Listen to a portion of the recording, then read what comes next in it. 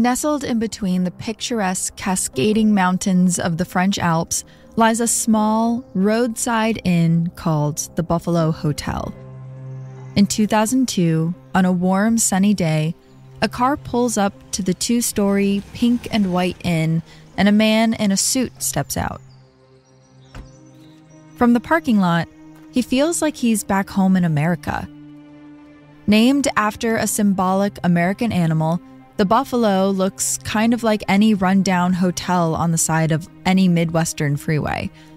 But he's not here to stay. He wishes he were in the French Alps on vacation, but he's here on a hunt. He's looking for information on a man he believes is dangerous. One that's been on the run from not only him and his colleagues at the FBI, but Scotland Yard and countless other international police agencies over the last few years.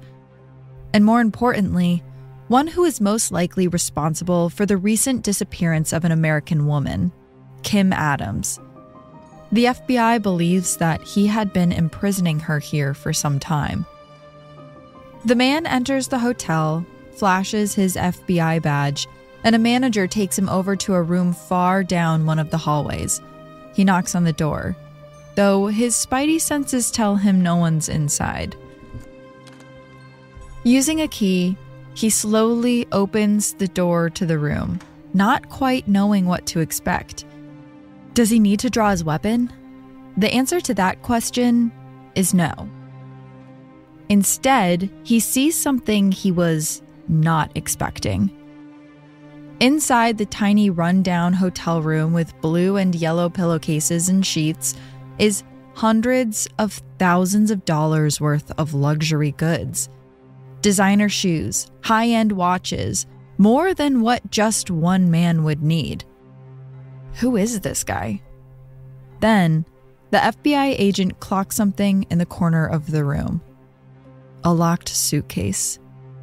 He approaches it cautiously. He doesn't think it's a bomb, but anything is possible at this point. Backup finally arrives in the form of police from Scotland Yard who are also here searching for information on this man. They hold their breath as the suitcase is pried open. Inside is full of personal documents. Passports from different countries, bank statements, cell phones, ID cards, credit cards, train tickets, plane tickets. The first passport they see is for Kim Adams. He must have confiscated it from her so she couldn't escape him. She'd never be able to fly back to America if she didn't have her passport. But as they pick up other documents, they notice a disturbing trend. They all have different women's names on them. Dozens of IDs, passports, bank statements, you name it. The FBI agent looks on in terror. This is not just one woman he's looking for. This man clearly has other women held hostage, potentially around the world. And the FBI agent is going to do whatever he can to find them.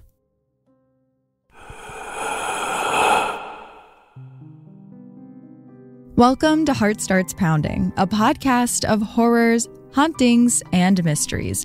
I'm your host, Kaelyn Moore. It's February, everyone, the month of love, so I figured what a perfect time to tell you the story of love gone wrong. Today, I want to tell you a tale of an international swindler who used love as a way to get what he wanted, and about the women he duped.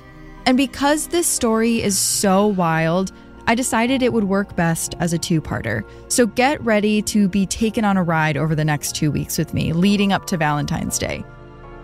I want you to look at your partner suspiciously when you're having a romantic dinner with them. And if you're single, I want you to breathe a big sigh of relief after listening to this story I'm about to tell you. Because as I was researching this one, I realized you can't really trust anyone these days. If you're listening to the ad-supported version of the show, thank you so much. Our sponsors help make it possible for me to tell you crazy stories like this every week. And if you're listening on Patreon, even more amazing. Your support means the world to me, and it's been really fun welcoming new members to our Rogue Detecting Society over on Patreon. Speaking of which, we just added a new tier with a new weekly show called Footnotes, where I talk with my producer about that week's episode and go into some details and other stories that just didn't fit. We have Footnotes up every week moving forward, and we're also going to do some older episodes, so if you're a Patreon supporter at that tier, make sure you let me know if there's anything specific you want me to revisit. New tier supporters will also get a say in the topic for each month's bonus episode that goes to all patrons. More details on that on the Heart Starts Pounding Patreon. And now we're going to take a quick break. And when we get back, I want to jump right in.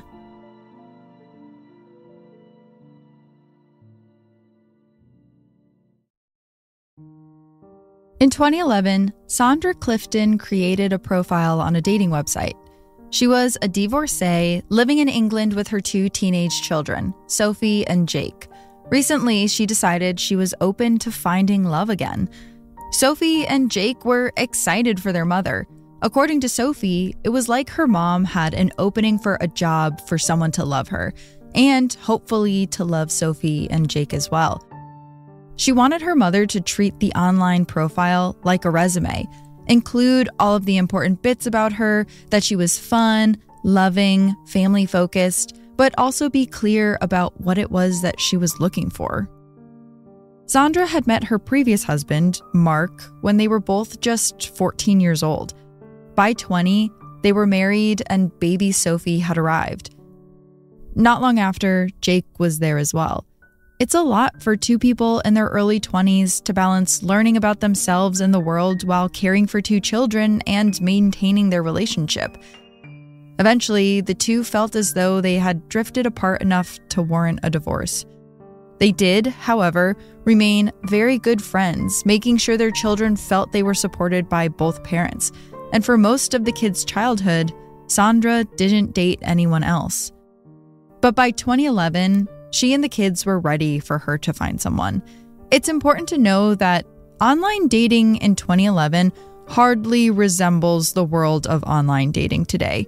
There was no Bumble, no Tinder, no infinite swiping and Facebook groups dedicated to seeing if you can get the scoop on someone you found on an app. No, that would start the following year once Tinder hit the scene in 2012. 2011 was more profile-based. It was OkCupid and eHarmony. It was frequented mostly by older adults, either ready for marriage or remarriage. And because of that, people were less dubious of those they were connecting with online. So no one thought twice when, in November of that year, Sandra tells her family that she's met someone.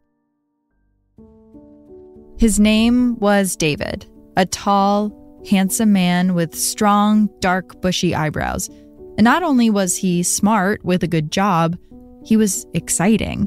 He was everything that Sandra had been denied in her life. He loved fast cars and nice watches. He was well-traveled. Not long after they started dating, Sandra and her family went outside one day to find a brand new Audi in a custom shade of blue sitting in their driveway. Sandra was starstruck. And Sophie was excited that her mother was finally being treated the way she deserved. David would often tell Sandra about all the nice things he wanted to buy for her. He had a good job in the media selling ad space to large companies, and he wanted to spend his money on her. He did seem to talk about work a lot, how important he was at his job and how much they were paying him. But Jake remembered thinking that was strange because David was always at their house. He never really saw David go to work. Sure, sometimes he would leave the house for periods of time, but it didn't feel like enough for how important he made his job out to be. Sandra didn't think that was odd, though, and Sophie was young, so she wasn't really paying attention to that. Jake had basically forgotten about it by early the next year when David announced to the family he was taking them to Spain on holiday. Gifts, trips, a stable job. David really did have it all. So the family arrived in Spain ready to sightsee and try local food. But according to Sophie, that was not what David had in mind for them. The trip was really odd and not what they were expecting. Once they got there, David got a rental car for the family and just drove. Sophie had no idea where they were going, but David was driving the entire day and into the night, playing a Duran Duran CD on a loop until she had a screaming headache. Jake wasn't having any fun either. Each night they stayed in a different hotel, and each day they drove for hours and hours on end. It was almost as if they were trying to outrun someone, though looking through the rear window, it never looked like anyone was behind them. Why couldn't they stop driving and just enjoy their time? Why did they have to be in the car the entire trip? On the way back to the UK, after not enjoying Spain at all, Jake noticed that David was being really sketchy about his passport. He was holding onto it with an iron grip. And when Jake stole a quick glance at the inside pages, David ripped it away from him. "I thought your last name was Hendy," Jake asked. But that's not what it looked like his passport said from the millisecond he was able to see its pages. "Don't worry about it," was all David said. By the time the family got back, Sophie and Jake knew something was not right about their mom's new relationship. Not only was David acting really strange, but now Sandra was starting to behave strangely as well. She was typically a social woman, but she had stopped seeing basically all of her friends. She didn't go out on the weekends anymore. She just stayed in with David. She also stopped spending as much time with her family as she normally would.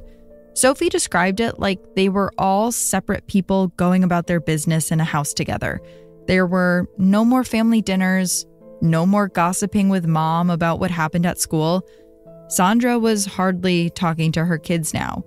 And when she was usually getting pretty angry with them. And the strange behavior was affecting other areas of their lives. One day, Jake was visiting with Mark, his father, when he was pulled aside. Mark looked really concerned, and he let Jake know that he could talk to him about anything. Jake had been growing increasingly more concerned about his mother and thought about saying something to his dad. But before he could say anything, his dad blurted out, "It's okay that you're gay." What? Jake wasn't gay. "What are you talking about?" he asked his dad. Mark told him that David had called repeatedly to tell him that Jake was gay. But Jake had never said anything like that to David. He actually hardly spoke with David at all. Why would he feel the need to call Mark and tell him that? He tried to explain everything to his dad, but he started getting really emotional. Mark was understanding, though, and it's after this that Mark starts feeling skeptical about Sandra's relationship with David as well. So Jake starts watching David closely. He sees how his mother has stopped hanging out with her friends to spend time exclusively with David.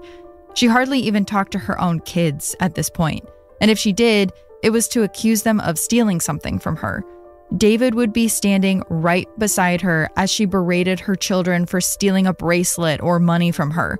But Jake and Sophie would never. They loved their mom.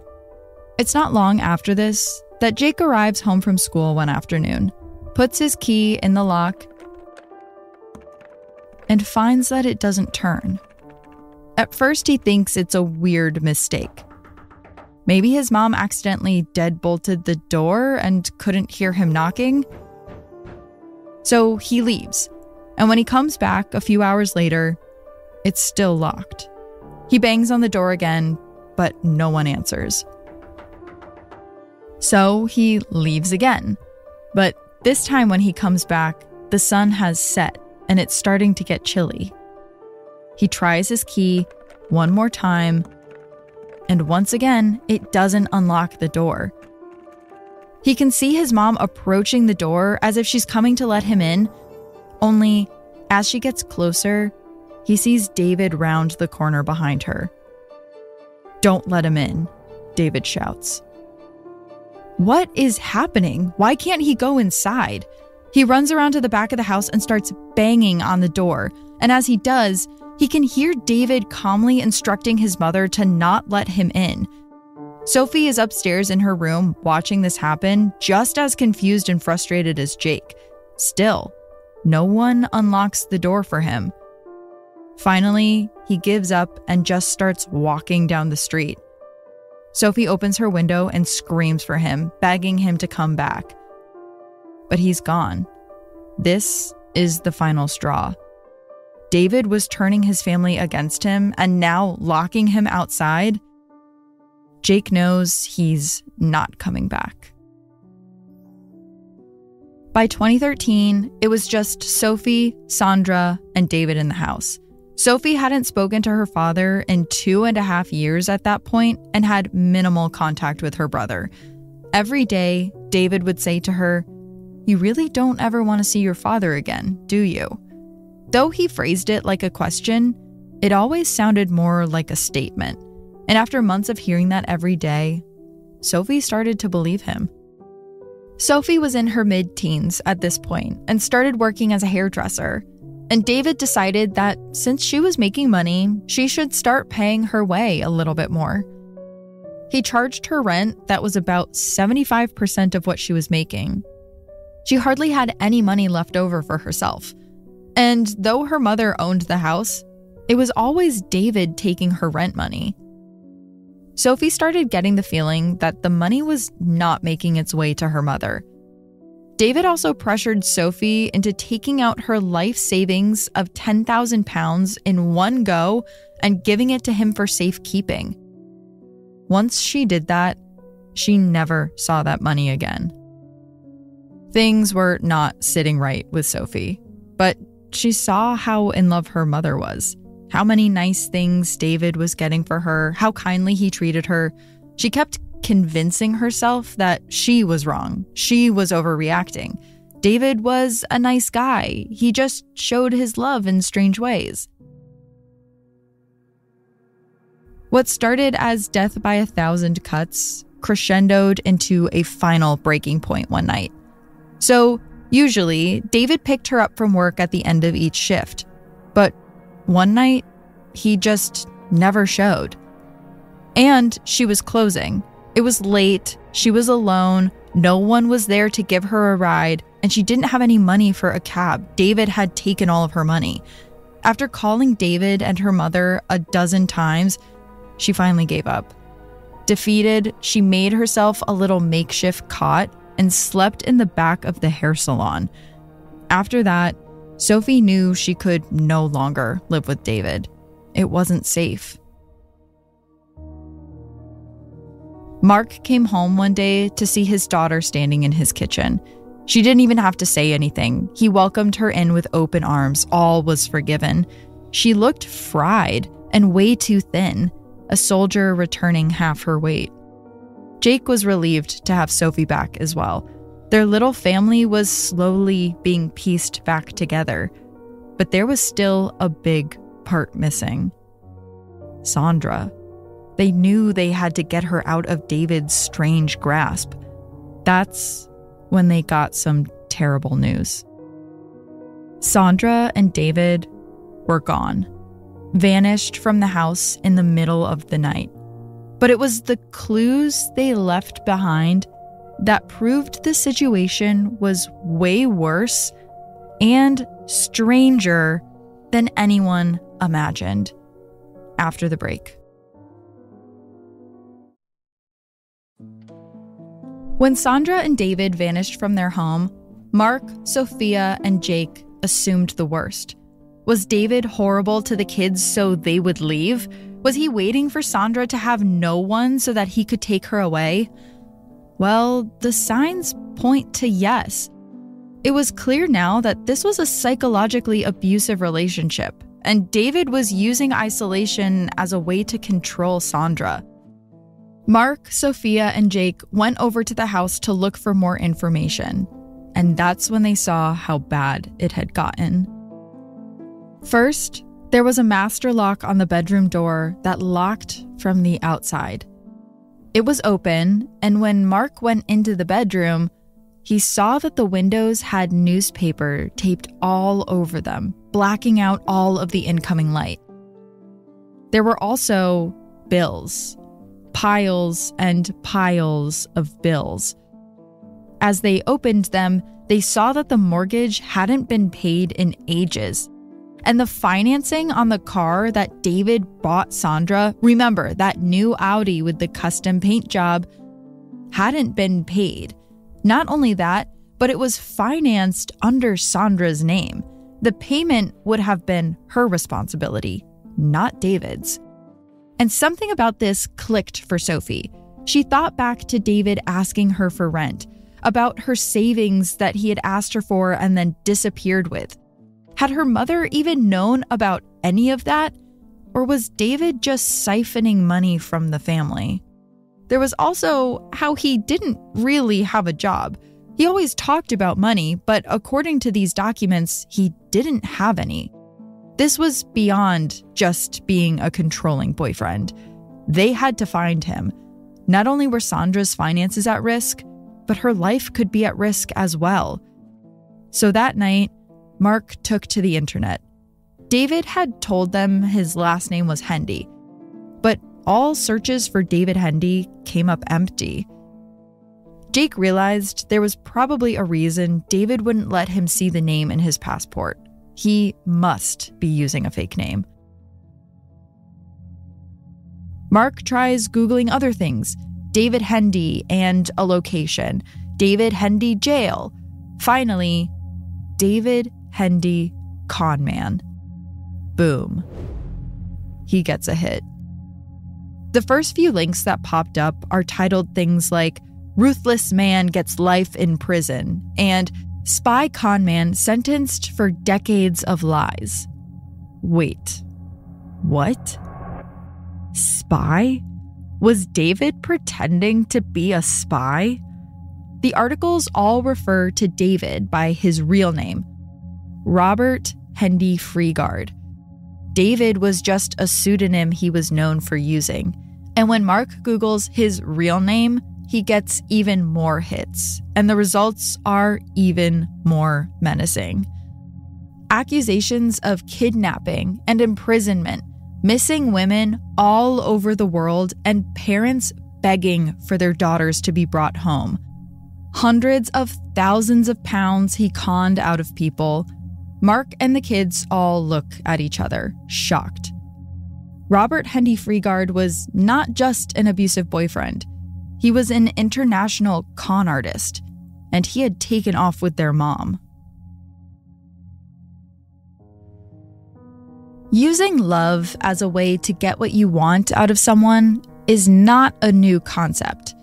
Since there's been love, there have been people trying to take advantage of it for monetary gain. And throughout history, there have been plenty of men like Robert. The 1800s were once lauded as the golden age of scamming since they didn't have the technology we have today to look into someone. The term con man most likely originates from around the mid-century, stemming from confidence man, a man who would gain someone's confidence in order to swindle them. I mean, think about it. Anyone could basically go from town to town, change their name, marry someone, steal their money, and then disappear into the night and do it all over again somewhere else. There were no security cameras, no fingerprint databases, and police departments hardly talked to each other. And importantly, there were no pictures. At best, people were passing around sketches that may or may not have actually resembled the person. It's interesting. There was really only one collective source of police sketches into the late 1800s, a book of criminals compiled by one officer in New York, Thomas Burns. He tried to keep names, aliases, descriptions, and drawings when he had them, But it would later come to light that many of the entries were actually the same people under different names. Take, for instance, the following story. In April of 1898, a single mother named Janet Spencer finally agreed to marry a man named N.H. Chalfant. He was a superintendent of the Haute advertising agency near where she worked, and since he met her a year prior, he had been pursuing her aggressively. After a year of courtship, she finally agreed to marry him, selling the restaurant she owned to be with him. 2 weeks later, she and her son accompanied him to a hotel in town where he told her he had a business meeting. The two waited patiently in the lobby for Chalfant to finish his meeting, but after 2 hours, he didn't return. Janet got a bad feeling and took her son back to her apartment, where she saw that Chalfant had hastily moved out of her home and taken what was left of the money she had from selling her restaurant. She never saw him again.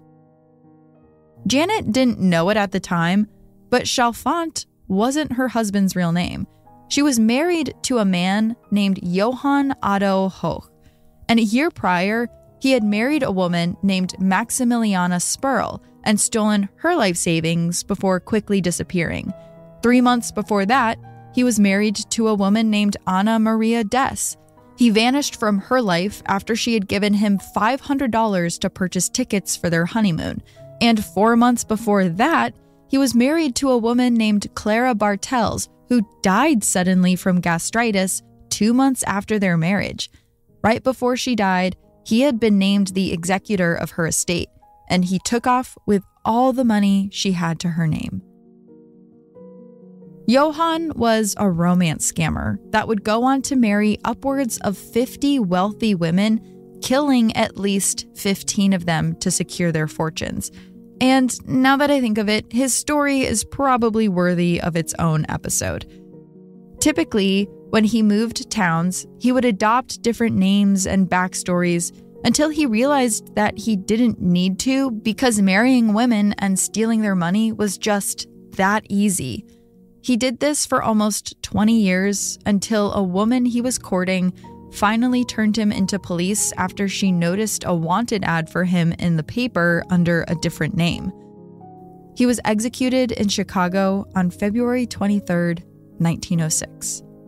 And yes, as police got more technology, it became harder to change your name and move to another town to keep scamming. You may be thinking to yourself that you're safe. It's easy to know who someone really is these days.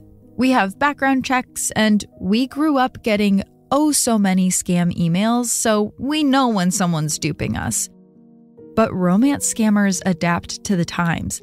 Johann met a lot of people through personal ads in the paper, as did other scammers through the 20th century. And more recently, it seems they've adopted again. In 2021, the Federal Trade Commission published a report that claimed romance scams had hit a record high that year. For reference, in 2017, they reported that Americans lost a collective $87 million to romance scams. In 2021, that number was $547 million. And this is largely due to a rise in dating apps and online meeting places. Over 1/3 of people who reported losing money to a romance scam in 2021 said the interaction started on Facebook or Instagram. Typically, these interactions remain online. It starts with friendly chit-chat, then it turns into the pursuer asking for financial help. Sometimes they'll claim they have a sick child or need a bit of money to get out of a bind. Or if you're a young woman like me, it'll be some stock photo of an older man asking if you want $5,000 a week, no questions asked. Or maybe you've even gotten the one I've seen a lot lately where someone says they like your photo and want to use it for a mural and that they'll pay you. Have you seen that one? I don't really get it, but maybe it's so confusing that it works. A lot of these scammers, by the way, will ask for money in cryptocurrency, which is also maybe why it rose so much in 2021 when everyone was doing crypto. But Robert was using a blend of old and new techniques. He met Sandra online, but he quickly moved their interactions into real life where he knew that he'd have more control. And I mention all of this to you because as Mark starts looking into Robert, he can't believe what he's reading. Some of it seems outrageous, but clearly there's a history of these kinds of scams. Even when they sound ridiculous to us, they work. And they can work on you too. We can sit here on our high horses and think that this could never happen to us, but it can, and it does. The first woman that came up when Mark Googled Robert was a normal American woman who had a good job and loving parents. It was Kim Adams, a woman who went missing with Robert over 10 years ago. After the break.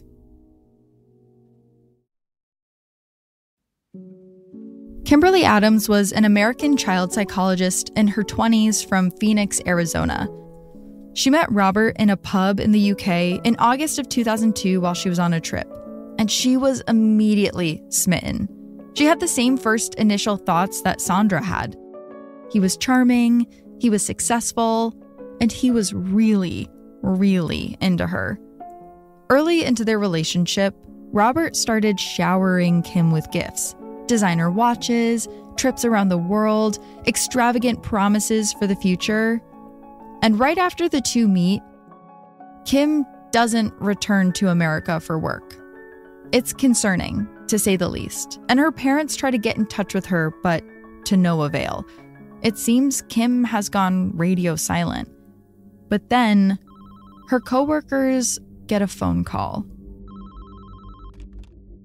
There's a man's voice on the other end of the line, and he speaks with an English accent.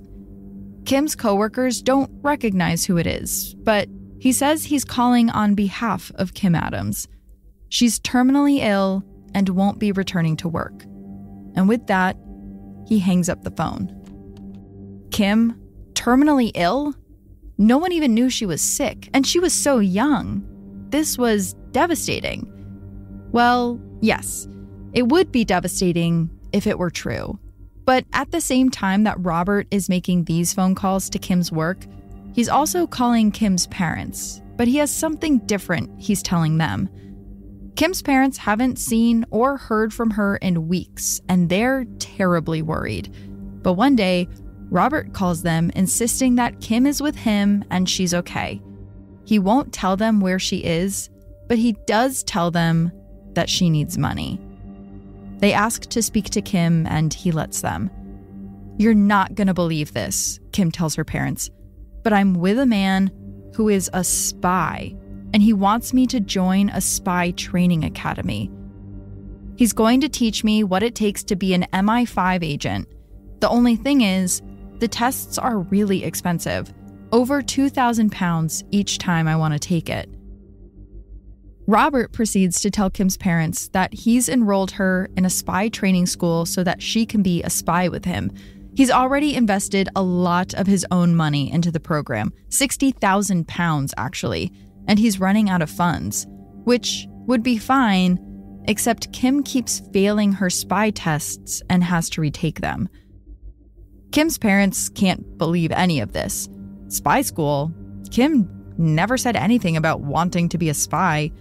But deep down, they trust their daughter. And at the end of the day, Kim's stepfather has the money. Coincidentally, he just won thousands of dollars in a local lottery, something that Robert would have known.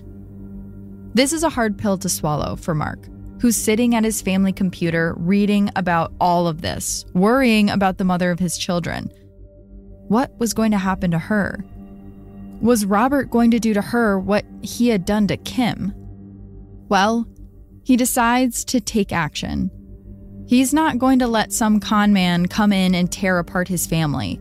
Robert Hendy Freegard may be missing, but Mark's going to find him. At the time, though, Mark didn't know what he was signing up for. There's more to that article he was reading. A sting operation, headed by Kim's mom. the discovery of a locked suitcase full of other women's passports, women being locked away, isolated for years. And there's a lot more to the man at the center of all this, Robert Hendy Freegard.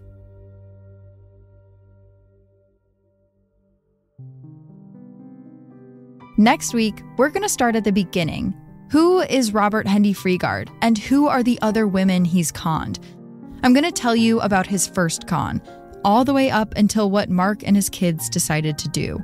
And a reminder that we have a new after show called Footnotes, only available on Patreon. At the end of this 2-part series, we're going to discuss it more in depth, including some scams that I've fallen for. So make sure to join us over there to talk more about this series. This has been Heart Starts Pounding, written and produced by me, Kaelyn Moore. Sound design and mix by Peachtree Sound. Special thanks to Grayson Jernigan, Travis Dunlap, the team at WME, and Ben Jaffe. And an extra special thanks to all of my new patrons. You will be thanked in our monthly newsletter, which you can sign up for by going to our website, heartstartspounding.com. Have a heart-pounding story or a case request? Check out our website for that as well. Again, that's heartstartspounding.com. Until next time, stay curious.